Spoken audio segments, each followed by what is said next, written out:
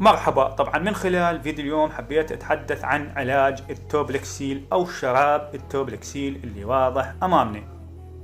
طبعا هذا الشراب اللي واضح امامنا يحتوينا على مكونات، يحتوينا على مواد فعالة. المواد اللي يحتويها الشراب يحتوينا على مادة الباراسيتامول اللي تعمل كمسكن للألم وخافض الحرارة، يحتوينا على مادة الأوكسوميمازين اللي تعمل كمضادة للحساسية، مضادة للهستامين، يحتوينا على مادة الجوايافينيزين اللي تعمل على طرد البلغم من القناة التنفسية، يحتوينا على بنزوات الصوديوم اللي تعمل كمذيب للبلغم، تعمل على زيادة سيولة البلغم والتخلص منه بسهولة.